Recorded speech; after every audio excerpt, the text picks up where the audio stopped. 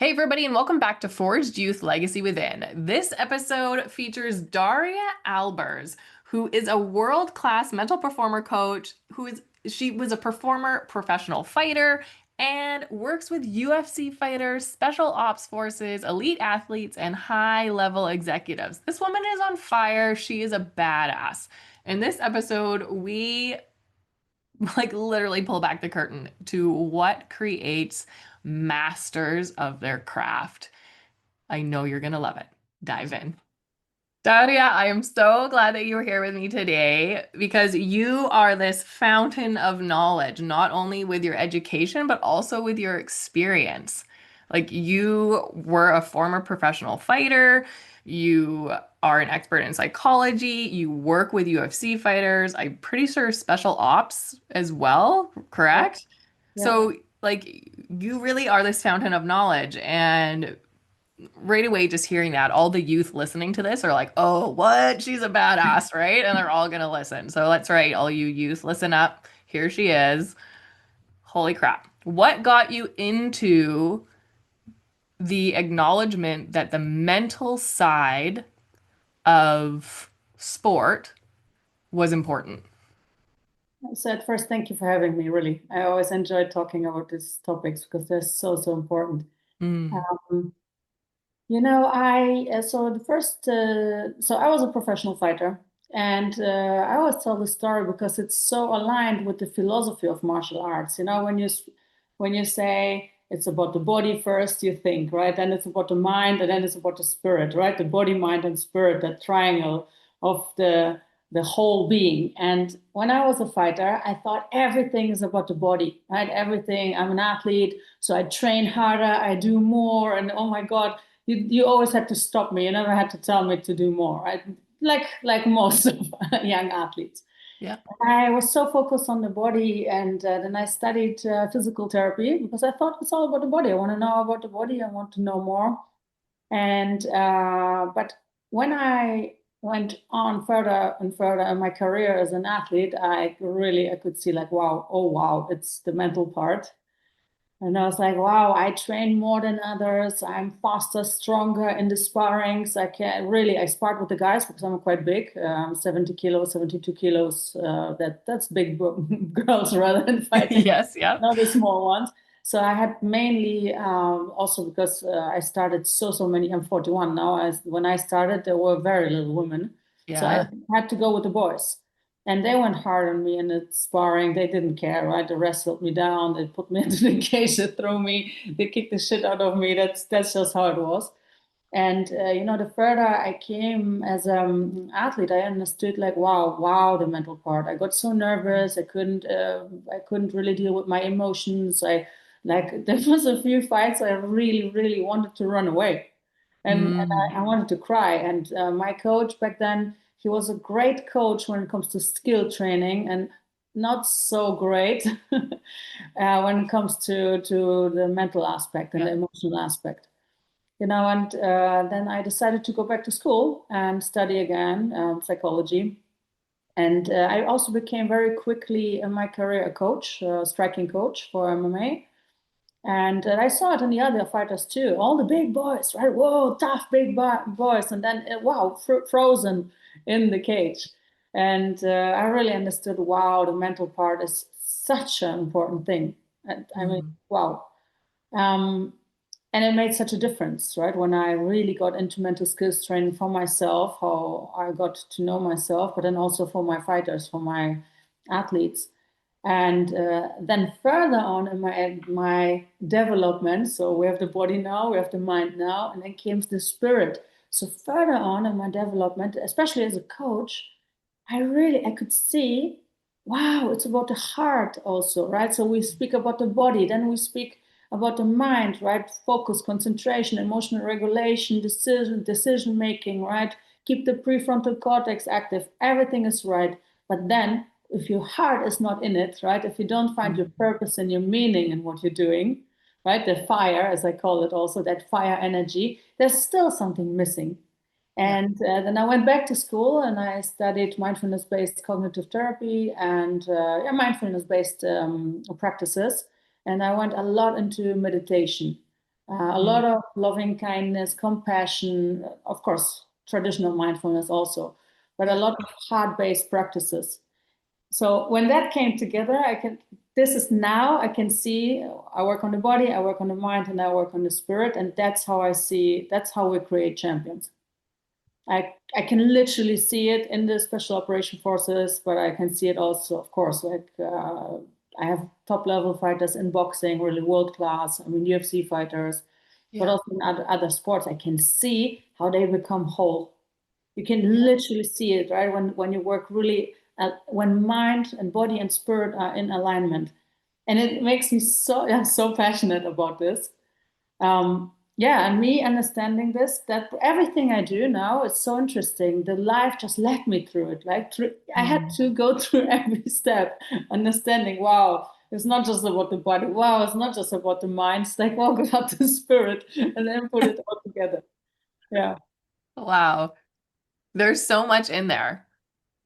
Like right away, I heard that even at the highest levels, we still struggle with self-doubt, with yeah, performing under pressure, with like all of these things that maybe young athletes think, well, I just, I'm like this because I'm young or mm, because I don't have enough experience or because I saw like whatever that is. And it's really good to be able to acknowledge that even at the highest levels, even though it doesn't look like it, that all these champion, masters of their craft are dealing with that internal struggle. They really are. And so that's the first thing I picked out of that. And then the second thing was the the spirit piece, like the joy piece, because I have a lot of athletes who come and work with me and they do have the skills, like you said, like coaches who are out there who are working purely just on the physical skill, the sports skill, that is so great that you do that. But being able to like also embrace the mental training side of things, or athletes, if your coach doesn't do that, finding somebody who does, because it is equally as important. yeah, But they struggle with the joy piece, these athletes. They're like, I'm in here and I'm doing the work and I've done it for years and I'm plateauing and I just don't even know why I'm doing this anymore. It doesn't make me happy.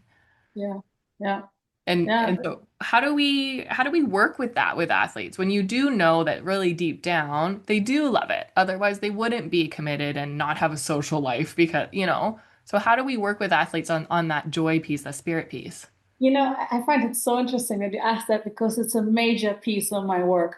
So Mm, usually at this point in my career, the people who come to work with me are top level in what they're doing, right? They're really the badass athletes. And I work mostly with men because Special Operation Forces and MMA is just such a man-dominated field.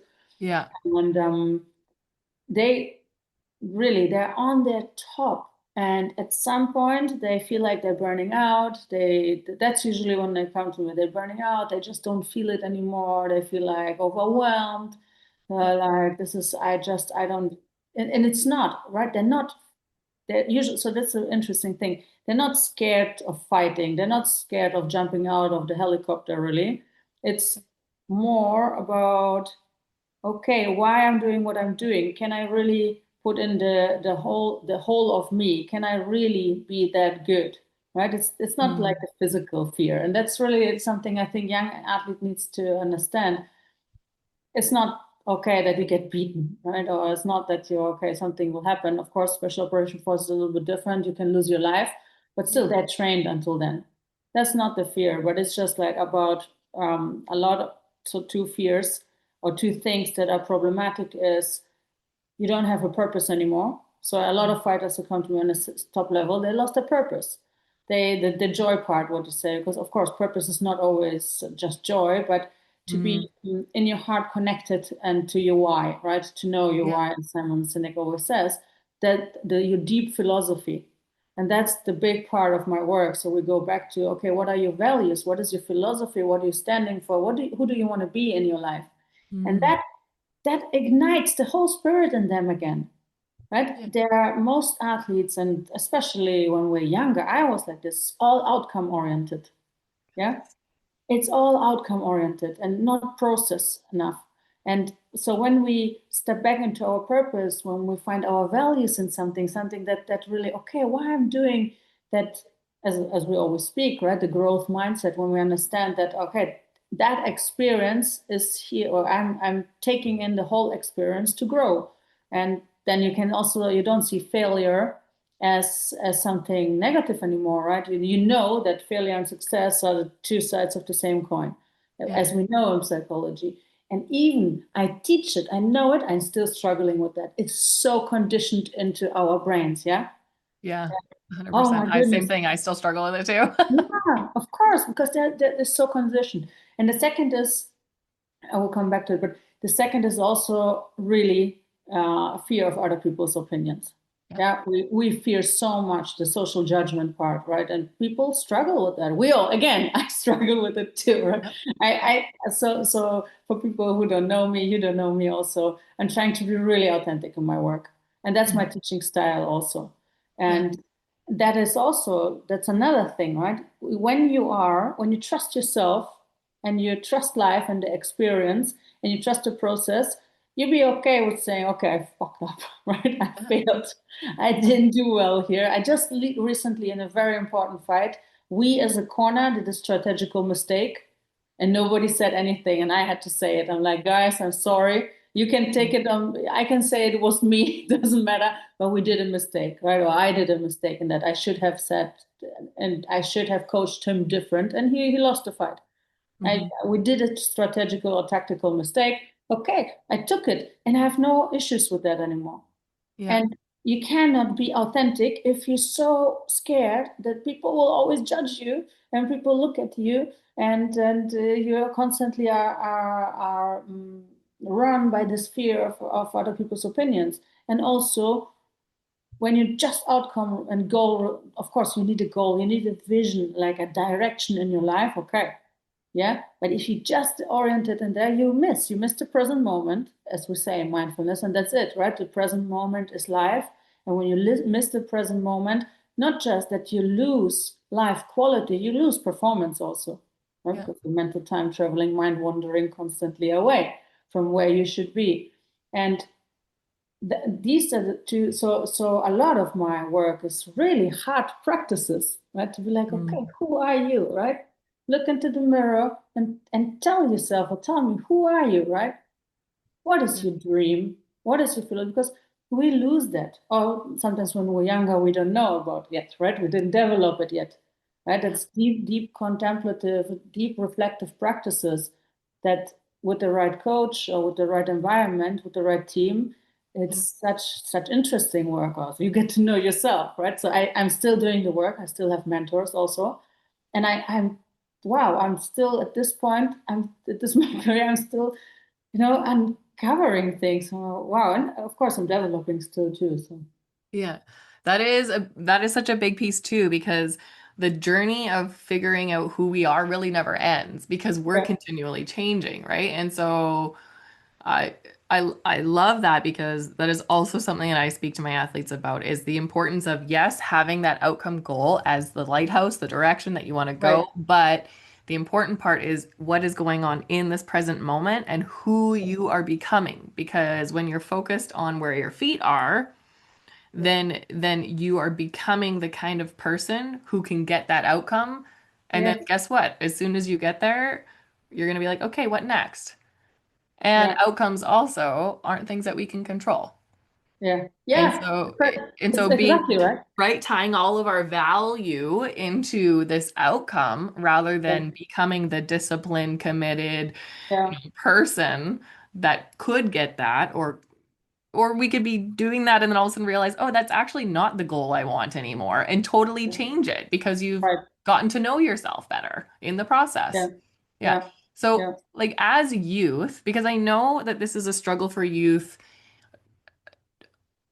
because of development too. Like our brains at that age are actually not fully developed into a yeah. way I that would we prefer can, the context the same. right? It's still not. And so like how do we help these elite athletes be able to understand what we're talking about right now and put it into action even though like biologically, it's not necessarily an easy thing for them to understand.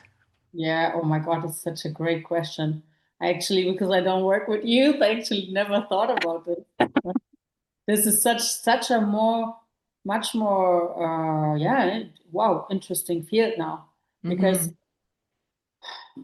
so the thing is always acceptance, right? You can Mm. maybe you don't have the executive function fully means the control and the impulse control, emotional maybe it's not fully developed, but you can definitely practice acceptance and compassion to yourself. That is Yeah, huge. Yeah. because these are skills a 3-year-old can learn. Yeah. Yes. Oh, I still believe we don't have to learn it. We have it. I think we have innate compassion and Yes. acceptance to the world as it is. Right. We have curiosity. That's another very, very big thing, right? Curiosity.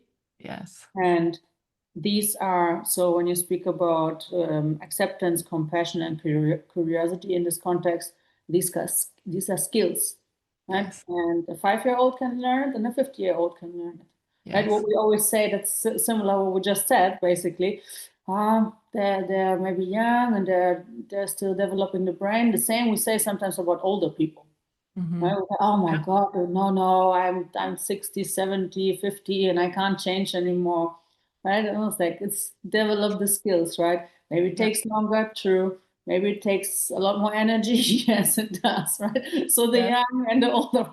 So maybe with around 40, I'm right now kind of stabilized. Who knows? You're perfect. You're the perfect age right now. Who knows? It depends on the experience, I guess, in life. But these skills like so emotional regulation, for example, if you teach or older or younger athletes the acceptance and the compassion and loving kindness, right, which they seem so like some so rainbow and unicorn and Instagram things, but they're so powerful. Yes. And that is something that I really, really want people to understand from my whole heart, that these softy sounding words are the most strong ones. Like Mm. loving kindness, compassion, but also curiosity. It seems maybe less soft, but still a lot of people like, right? They think Mhm. people think, and a lot of young athletes think like, I have to be a professional athlete because it's a little bit because of YouTube and Instagram. Yeah. People mistake often when it comes to mental skills training, mental performance, motivational videos and what we do in our work. I always say, like, I am not a motivational speaker, right? Well, if I like sometimes to listen to some motivational things, right? If I Yeah. train, yeah, I like it's interesting for me. Makes me a little bit more aroused. I get okay, cool. It makes me more motivated, and I push a little harder. Yeah, but Yeah. it right, but it because we confuse it, we think that oh, it's the hard way. Let's go. Let's effing go. Right. Wow, wow. This is all like, it's like this aggression. Everything has to be pushing forward and aggressive. And that it has its part. I mean, I'm from MMA. It's one of the hardest sport in the world. It has its Yeah. part, right? When Yes. you in round, whatever, 8 in sparring, then really that's how you talk to yourself. Okay, let's go. Right? This is the only thing. Okay, whatever. No, I will not let him. I will not give up. Nose bleeding, like what crazy. Sometimes mixed up with tears. Everything happened in my very yeah. When I wasn't sure if it's the snot or if it's the tears. It was Yes. mixed up with some blood flying around. Obviously, not every sparring, but it happened. Yeah. And but so you need, of course, you need aggression, right? You need the aggression piece, but and that's how I call it is positive aggression, right? Mm. So positive aggression. So the end is the end product of when I do a good work. I know it that my athlete has positive aggression. So he's focused, he's curious, he's super present, right? He's switched Mm. on, but he's not in tunnel vision, right? Not in the, he still has the peripheral vision. He's still controlled and calm, right? But there, and his aggression or her aggression comes from the deeper purpose, from Mm. wanting to be there, from really diving fully into life and being like, that's it. I want to give my 100% and let's see.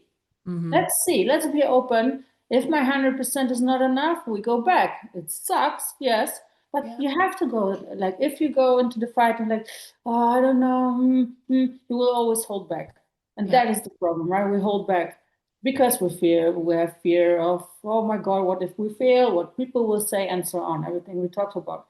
Yeah. So to step into positive aggression, you get actually through empathy, love to yourself, right? Love to the art you do, Mm. love to the coaches. What's team spirit? What is team spirit? It's love, right? Yeah. Team spirit is love. Mhm. Right? When Yeah. you go into the cage, I get even goosebumps when I talk about this. When my fighters fight, they know when they turn around, they see my face, they're always like, oh my God, coach, I know you would fight for me. I'm like, yeah, if I had to, I jump over. I'm gonna get knocked out at that level, obviously. But doesn't matter. I do it, right? And so Mm. so those deeper emotions are much more, they're positive emotions, right? And we build in professional sports, we build too much on negative aggression, right? Mm. Fear-based aggression. Yeah. So we are aggressive because we're like, oh my God, if that, so we avoid, right? Avoidance motivation. We do this Yeah. thing, we go really quick because we are so scared we will be behind. We're so scared what people will say. Yeah. Yeah. That is so fear-based. And that's a negative aggression, what I say, because it's chaotic, right? You don't have you don't have good vision, Yeah. right? Your brain is not working well, and you're not, again, coming back to it, the topic maybe of this of my work, it's not from the heart. Yeah.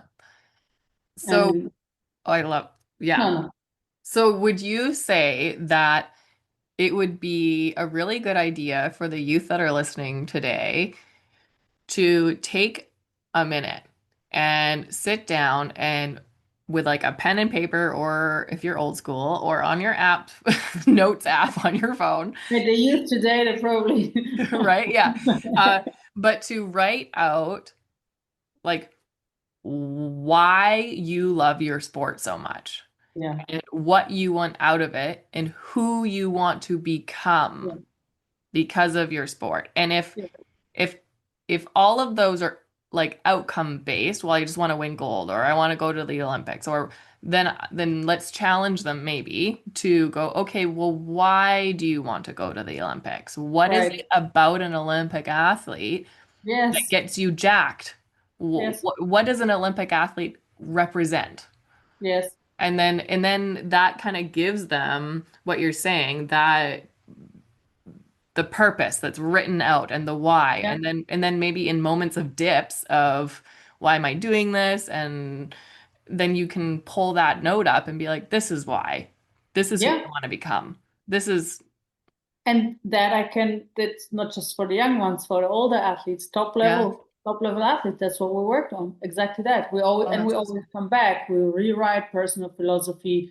We come back to our values, to the awesome. vision, to who they want to be. Mhm. I have a very good example on this. Is my my athlete. He's a boxer. He just won the WBC interim title, World Championship. So huge one, right? That's Yeah. a huge one in boxing, Yeah. and he can make a really good career out of this. And he it was very unusual because before the fight, so we had our talk. So we were online. I didn't travel with him this time, but usually I did, just not for this fight. And we had an online meeting before, and it was, I knew right away because I saw him already the weeks before in camp that it would be very good.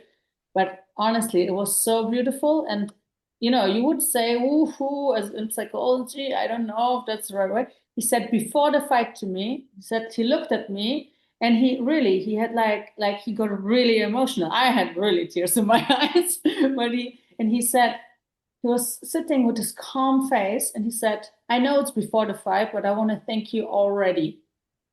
Because of you, I know who I am, and because of you, I don't care about the outcome. The belt will be mine either way. And he said, I want to be, first time in my life, the best version, everything I can be. I want to be this in the fight, and coach, I know I will be. Mm. And he said it not like with crazy emotions. He said it super calm. And it brought me to tears.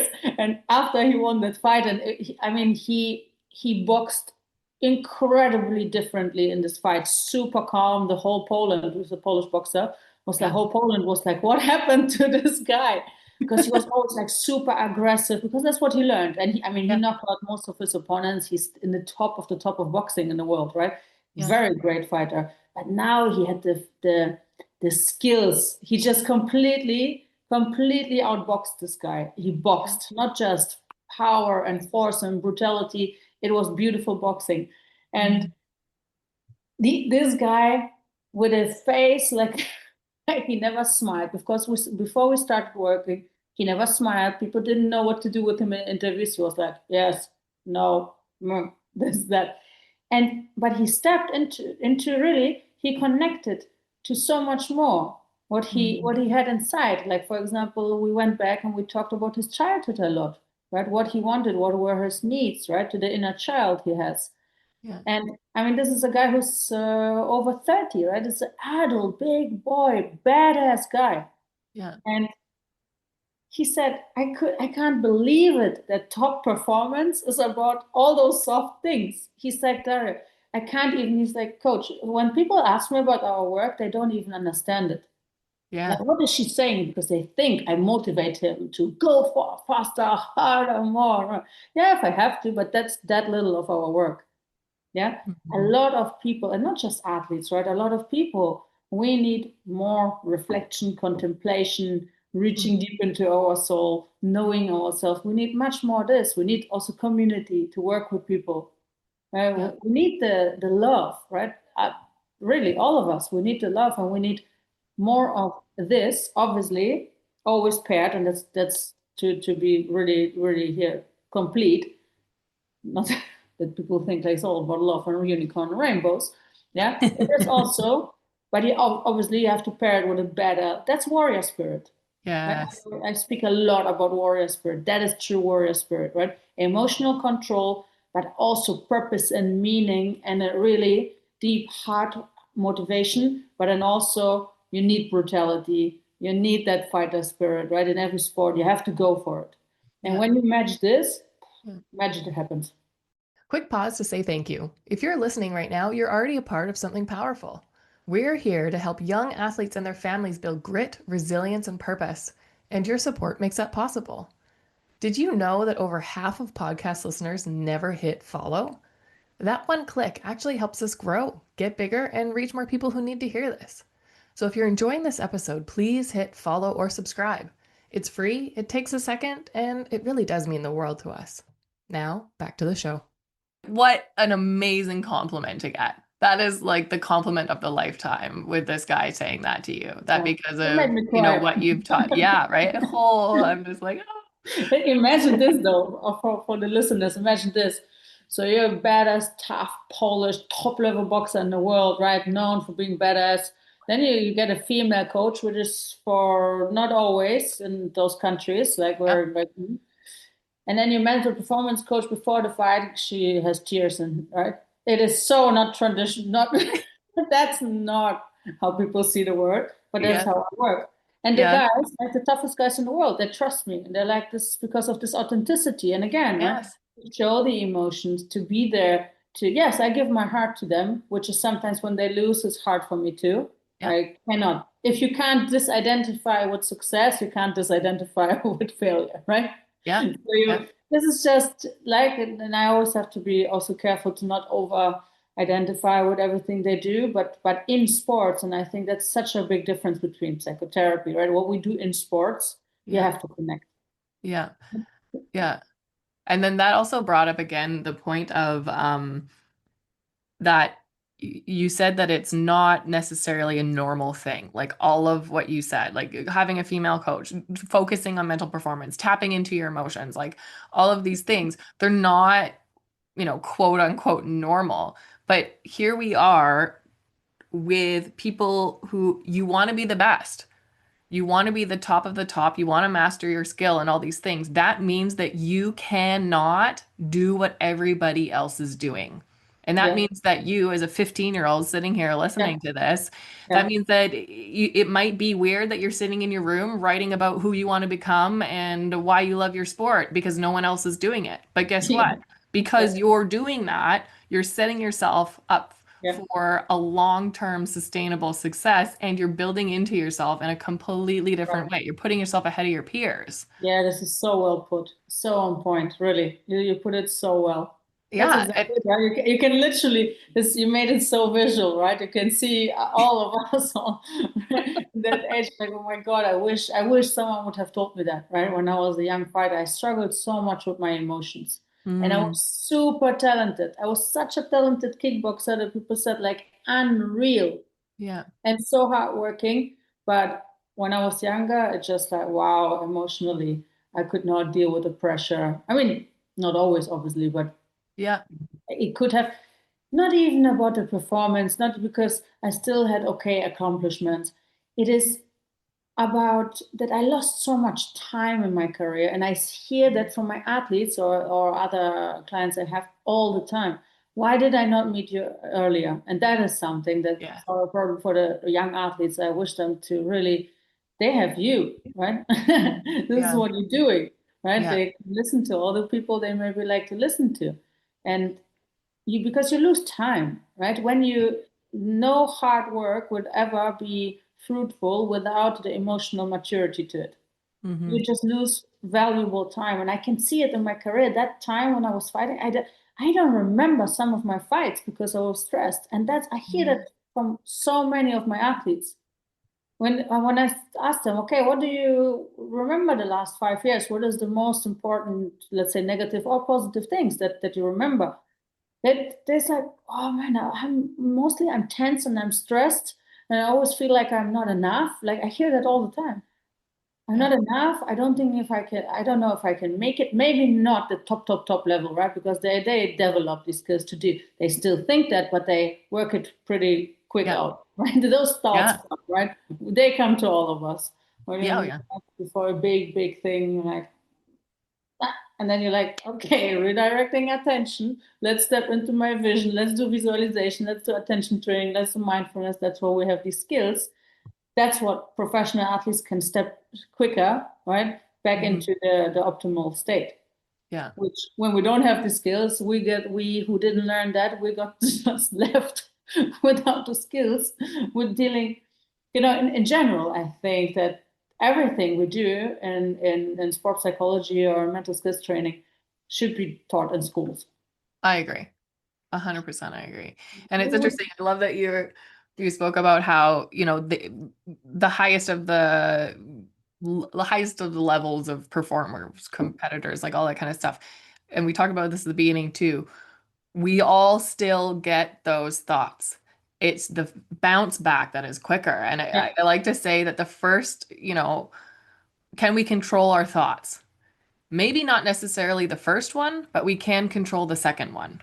Mm, And so being able to shorten that time between a thought that just, kind of pops into our head and then the second thought yeah. that we counteract it with, Yeah. that is where we are seeing the elite of the elite, is that they've Yes. shortened that time Yeah. frame so that it doesn't turn into a doom loop that has them Right. spiraling down and then all of a Right. sudden, they've lost the fight or they've lost the game Yeah. or whatever that is, right? Yeah. But So, that's resilience, right? yes. That's resilience. People think about resilience that it is like that you're always optimistic, positive, mentally tough, and that you're always motivated. Like there's nothing like this, No. right? Nothing. It's just how what you say, how quick you bounce back ability, and Yes. your ability to Yeah. bounce back from these negative thoughts or states or shifts, right? Emotions.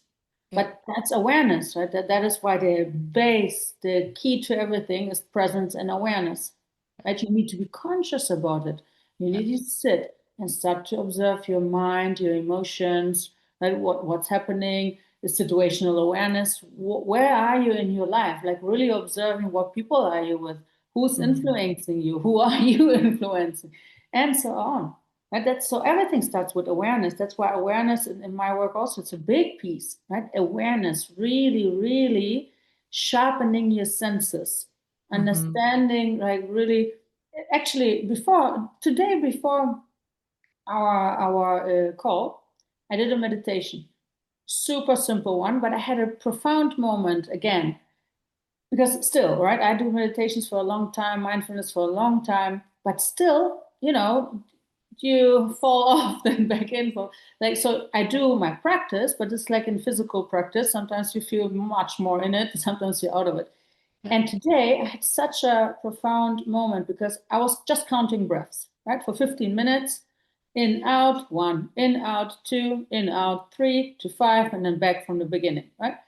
Until, or when I lost count on three, back to the beginning, right? Which happened a few times today. But you know what was interesting, and that's awareness. And I was like, whoa, okay, my awareness is sharpening again because lately I felt like I'm a little bit overworked, and then my Mhm. mind is not working also that well, which is not great when you mental performance coach. Then your mind is not working so well. So I had to correct myself. And so speaking about awareness, because so I was first that a few minutes was in my mind. Really, I could hear my voice breathing in, breathing out. One breathing in, breathing out, two. So there was the inner narrator, right? As Mm. our inner dialogue, what we always talk about, blah, blah, blah, blah, non-stop talking some shit. Yeah. Yes. Sometimes some creative and interesting things, most of the time some bullshit. Yeah. So I heard the narrator, and then after a while, I could see it. Then it was just in, out, one, in, out. So it got shorter. And all of a sudden, I went into the experience. So I didn't say in, out. The inner narrator vanished and it was just feeling breathing in and breathing out. So it went from conceptual awareness to non-conceptual awareness, Mm. right? So being it instead of doing it. Oh, Yeah. yeah. And that is what we need in performance. And see, look, I Mm. do this for over 12 years, meditation practice and mindfulness, and I still get in and out of Hmm. this.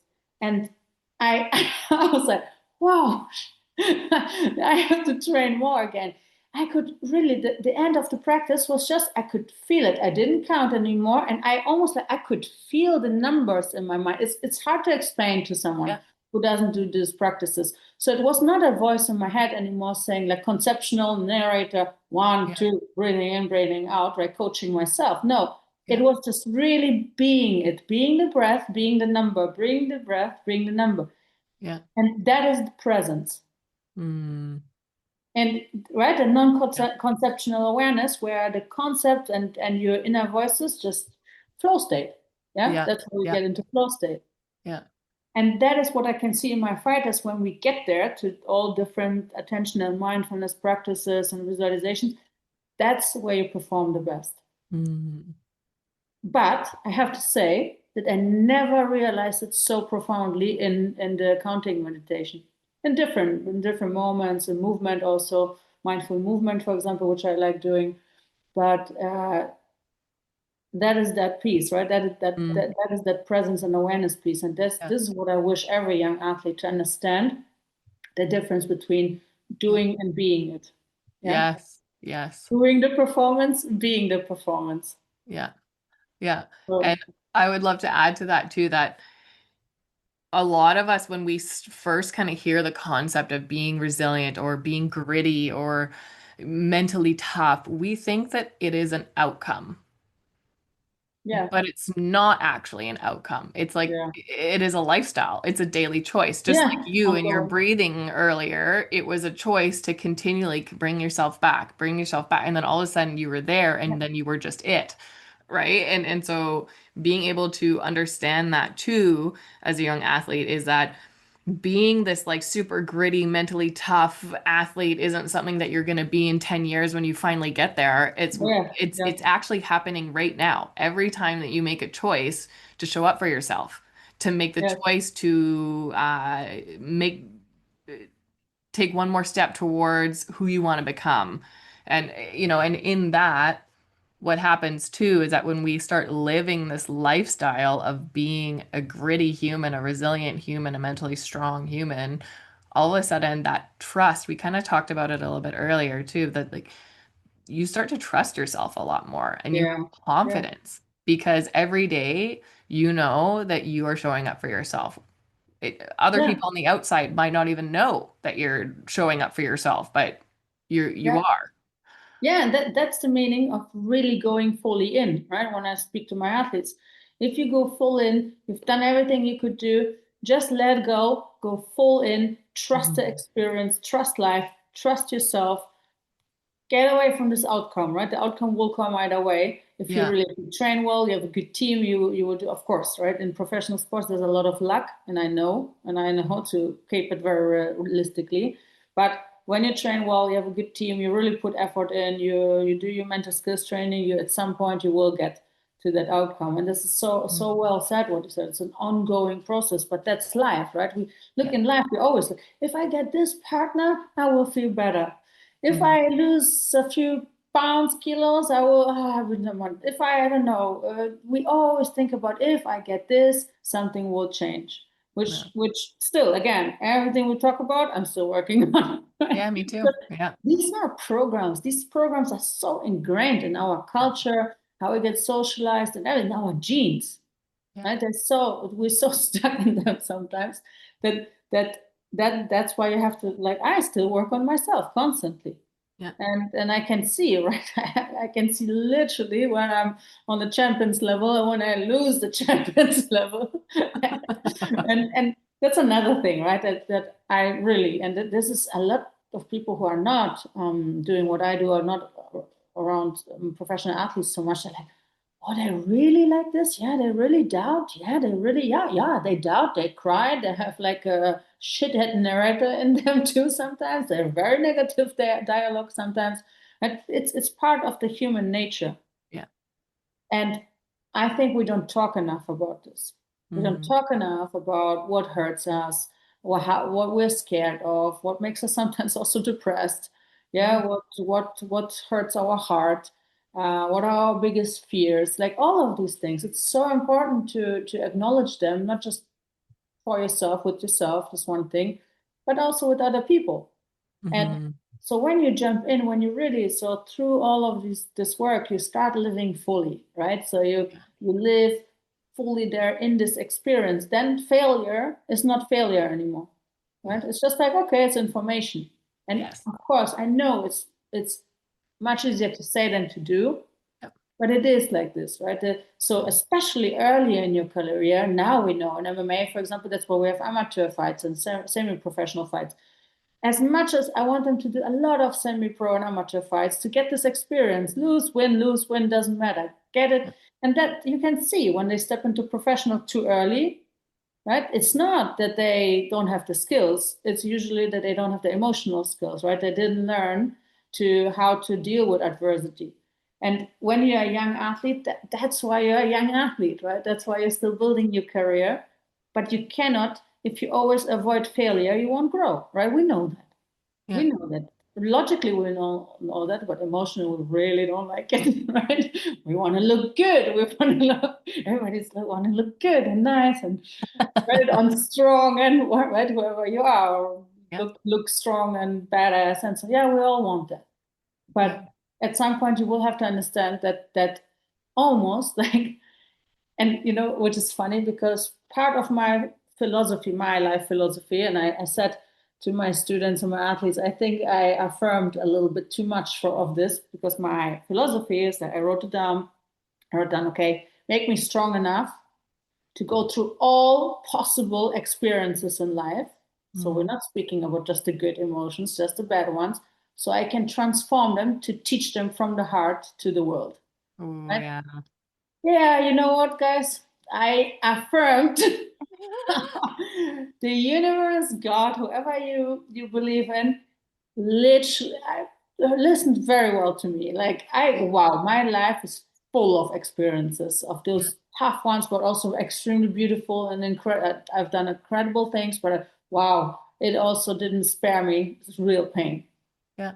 And but the moment you say, like, okay, and this is really, I go back to this philosophy. I'm like, why did I not write, hey, I want to be always just great and super strong? Damn it. But I Had to be know, more specific. oh yeah, oh my goodness. Yeah, I really affirmed it into my life. I really called it into my life. But it is like this. If you're not scared of the Mm, whole of the experience, you're good. You know, yeah. you fail, and that's how you get confident. You know how to deal with adversity, you know, because confident, obviously, when everything goes good, everybody's confident. But when things go to shit, and you know how to deal it because you failed already so many times in training or even in competition that you're like, okay, it's part of it. I'm still pissed off, but it's Yeah. part of it. And then you move on. And Yeah. I wish, really, I wish I would have learned that. Maybe if someone would have told me, I think I didn't, I wouldn't listen. Yeah. I hope you who's listening is more wise than me because, oh my God, oh yeah, I was not an easy athlete. I was so emotional. So we've talked a little bit about this concept of letting go and like letting go of the Mm, failure, letting go of the outcome, letting go of how do we do that? And how do we differentiate between what is something we can control and what is something that we can't, and then let go of what we can't? mm. Make a list. Make a list. I always Okay. make a list.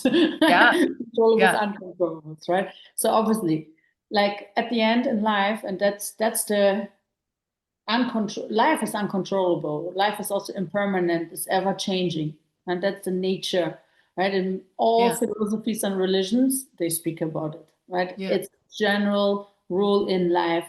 It's ever changing. It's you can't really foresee it. So what you can control is always just your internal state. We know that, right? As mental skills trainers, we know that. But it is because of our nature of our brain and our mind, how it works, right? Because not just our ego, just we, as with our whole identity, we try to control.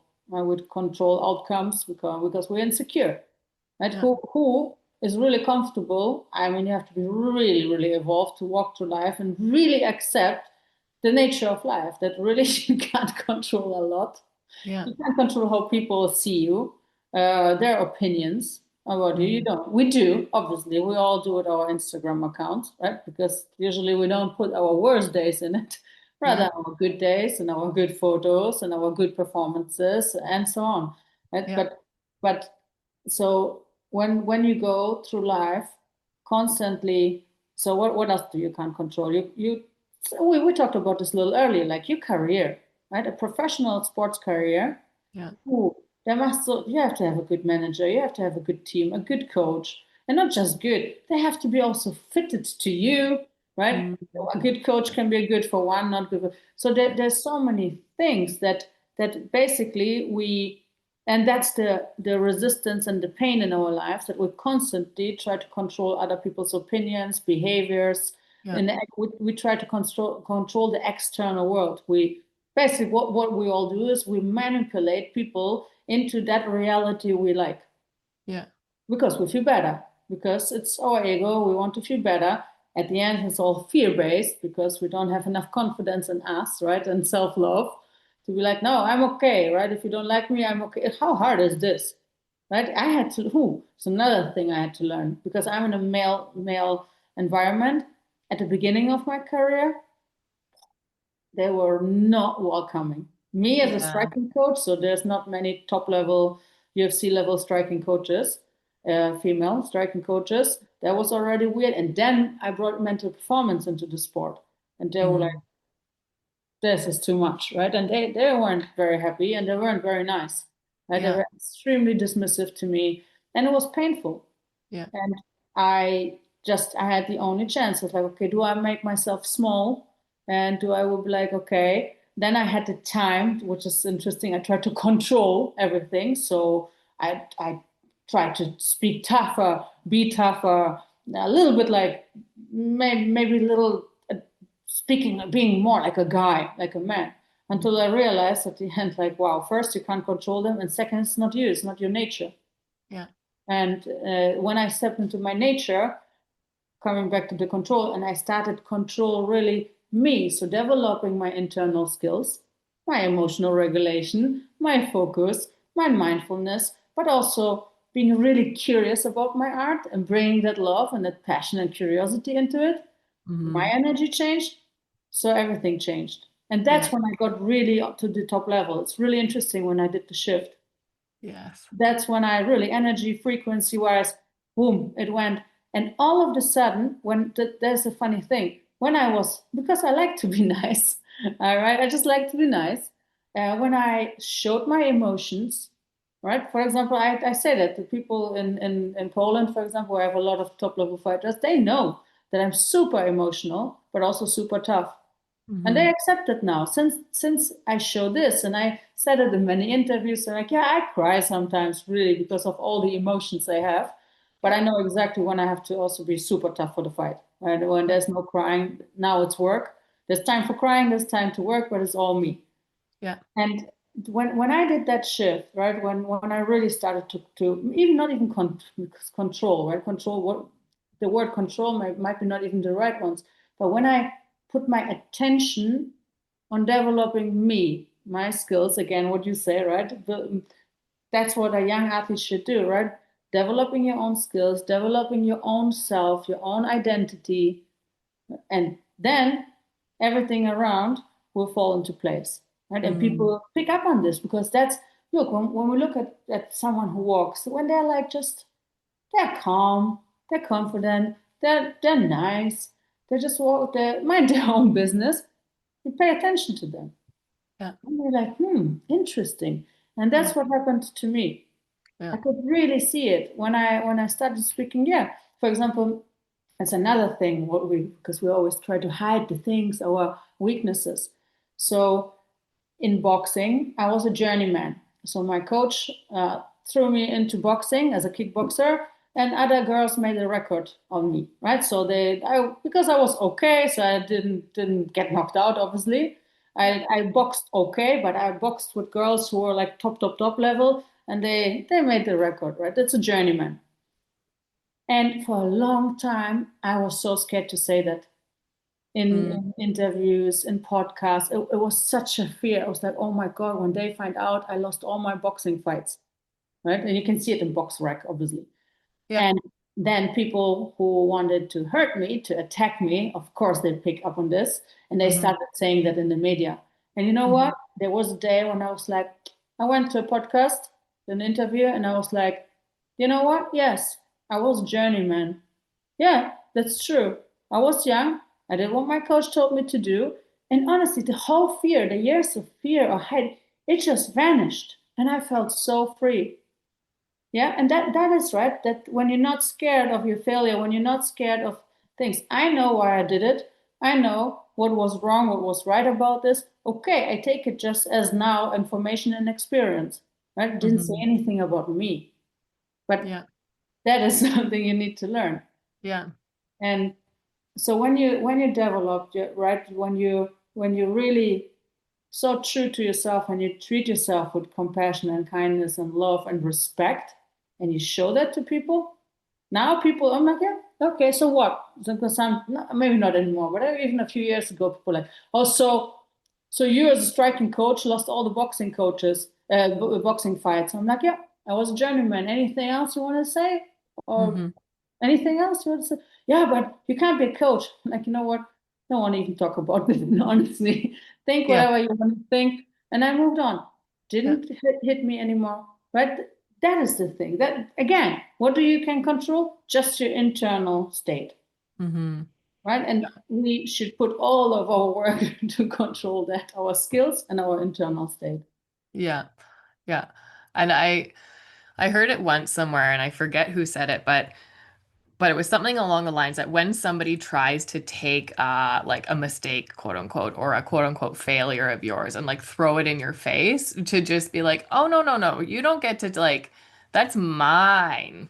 You Yeah. don't get to take Owning that it. from me. That is like Owning it. I failed Yes. at that. And guess what? I learned so much through it. So Yes. whatever. Like that is I'm owning that.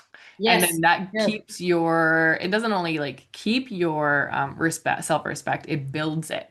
because Yeah. then again, you are owning it and then also owning all of the lessons and the grit and the, everything that kind of came with it. So yeah, I love that.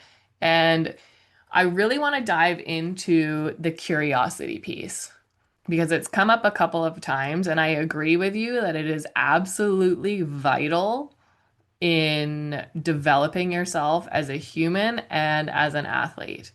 And it's Mm. like it's interesting, like so I even say when I'm working with these athletes is that when they're feeling anxious or when they're feeling self-doubt or like all these things, instead of being intimidated by it, let's take a breath and be curious by it. Mm. Because then that removes the scary factor. And Yeah. all of a sudden you're just a detective about Yeah. your own Yes. emotions and about what's Yeah. going on internally, because when we become internal detective, then we Mm. have the ability to get to the root of it and then make it not happen anymore. We get to empower ourselves and gain control. So like Yeah. talk to me about curiosity. You know, I speak a lot about curiosity and play. For example, in sparrings, right? In our MMA sparrings, there's moments where you do a really Shark Tank, where it's like, okay, it's all about toughness and grit. There's no time for play or curiosity, and that's Yeah. not how I advise them. It's Shark Tank. So every minute someone else comes in, right? 5 rounds, 6 rounds, full pressure. That's just, and you need it too, but we don't do that much. Most of our training, like professional trainings, camps, as about look skill refinement and skill integration.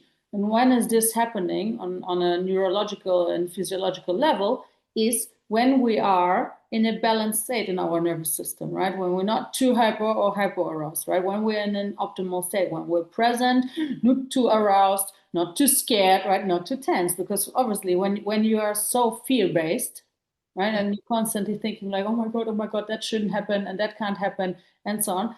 You close, right? You get again into tunnel vision, not just in your vision, but also in your mind, right? So your curiosity and play brings you skill, innovation, right? It brings you creativity and innovation. And that is what you need.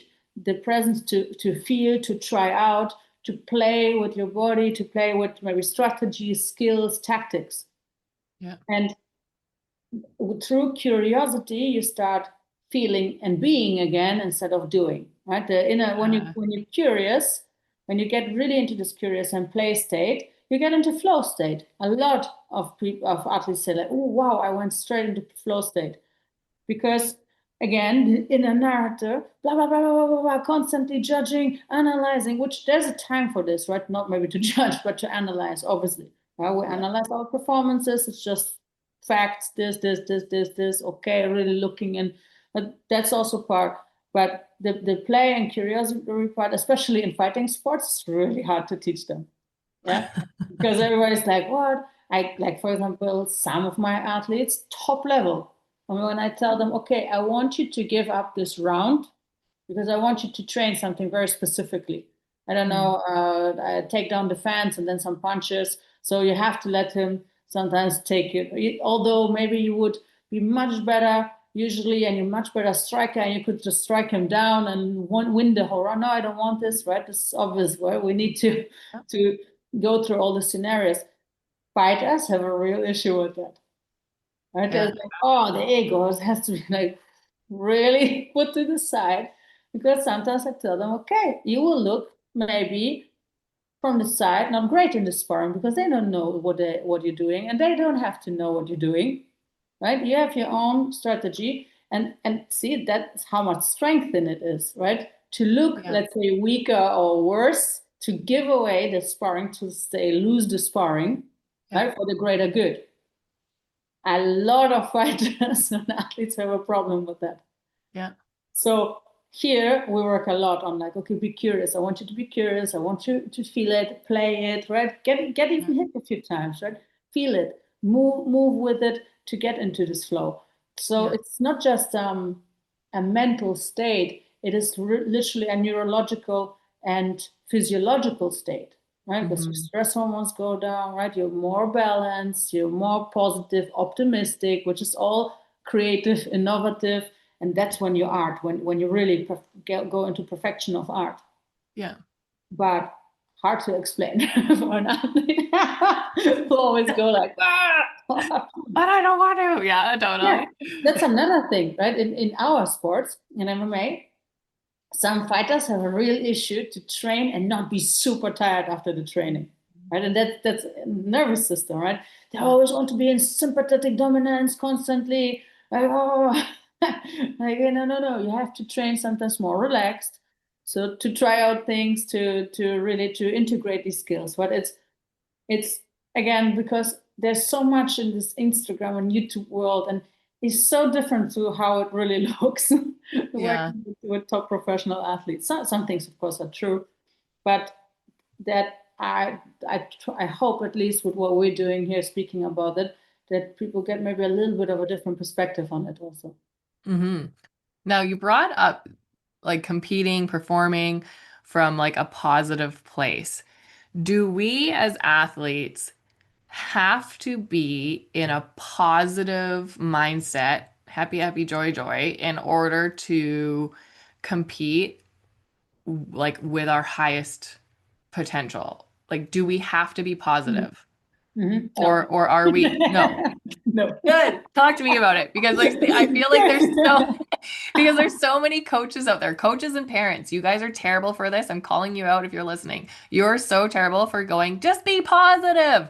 And Oh guess what? no, that's Like like that like that. makes me feel less positive because now I'm not positive and you're telling me to, and that Yeah. makes me feel even worse. And so talk to me about that a little bit. This is fake positivity. Smile when you're sad, right? Yeah. Go and be positive and go. It's optimism, right? Yeah. Optimism is the right. Optimism is there's no professional athlete who's not optimistic. I mean, on a highest level, right? We're Yeah. speaking about the top of the top in every art.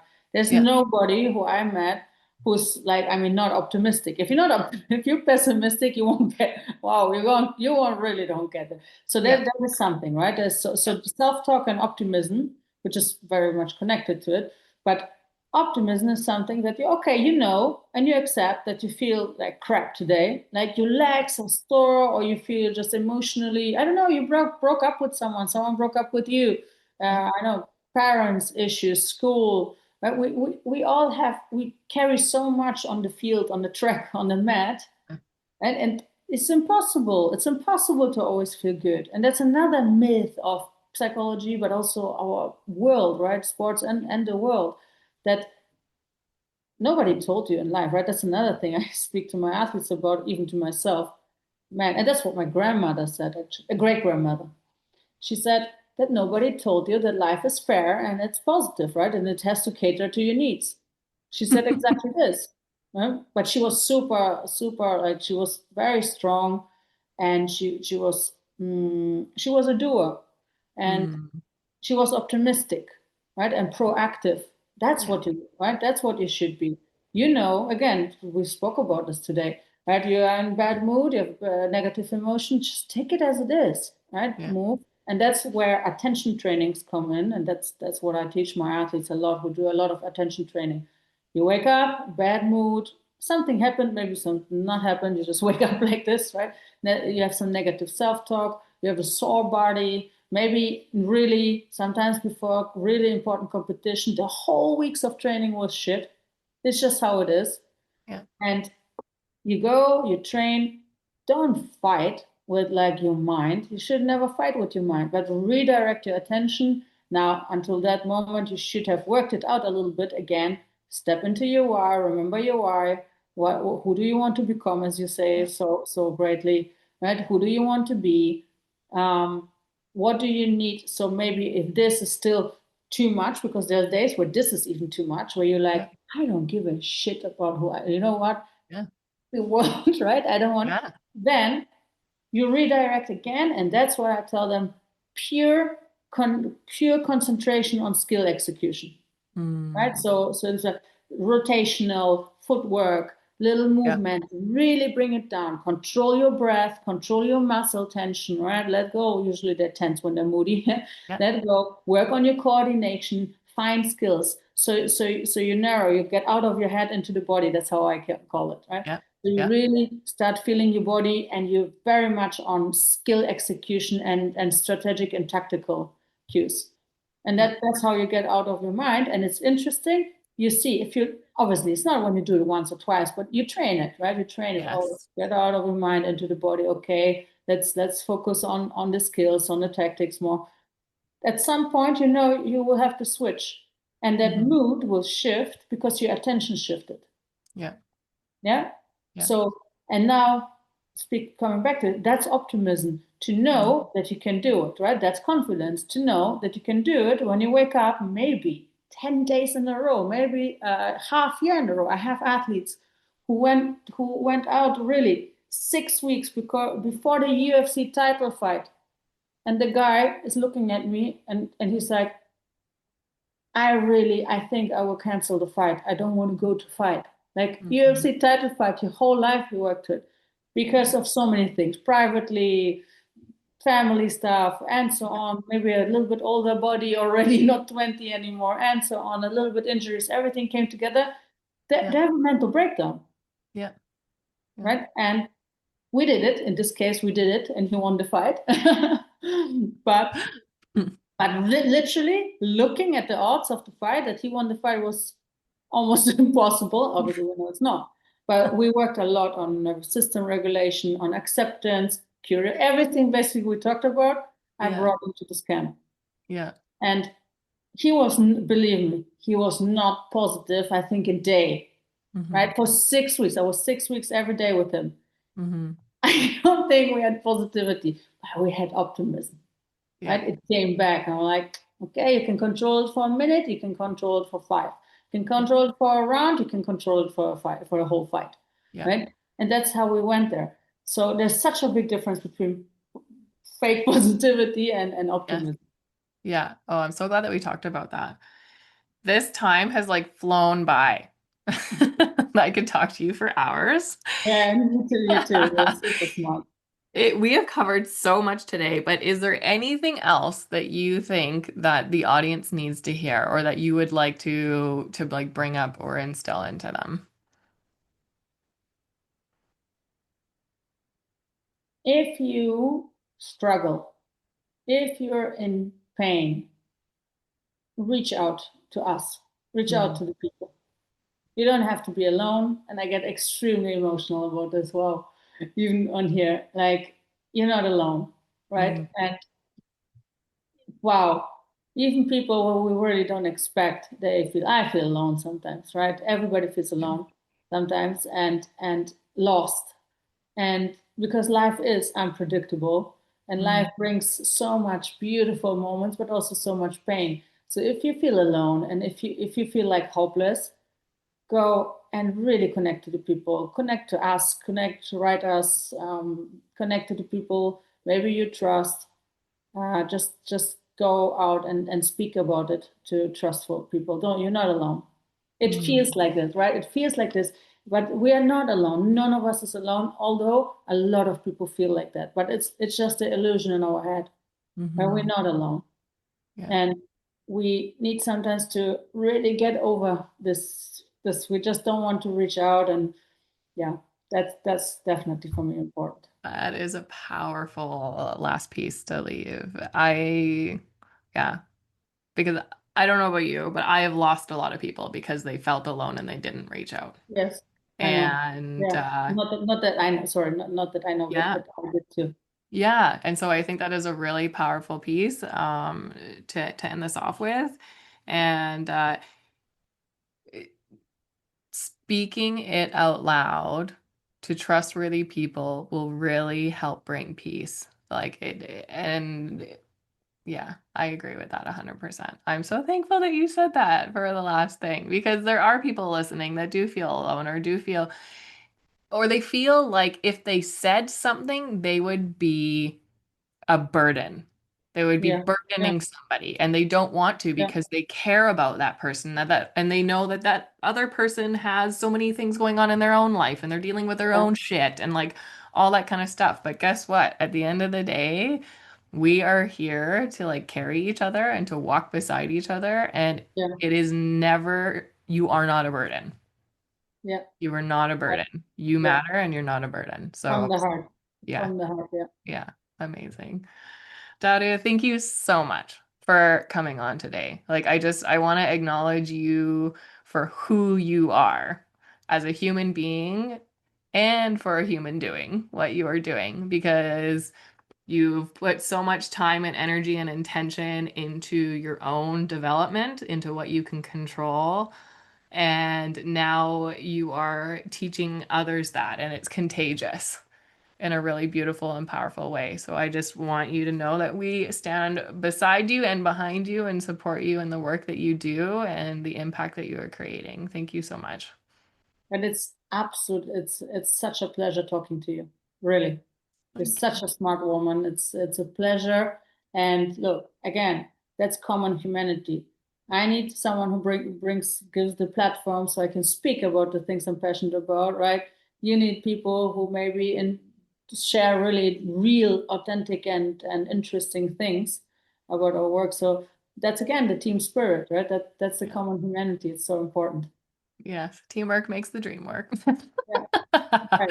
Right. Oh, amazing. Until next time, everybody, train your mind, build your grit, and forge your legacy. You've been listening to Forged Youth. New episodes drop every week, so if this hits home for you, throw us a follow and subscribe. Forged Youth, where resilience is trained.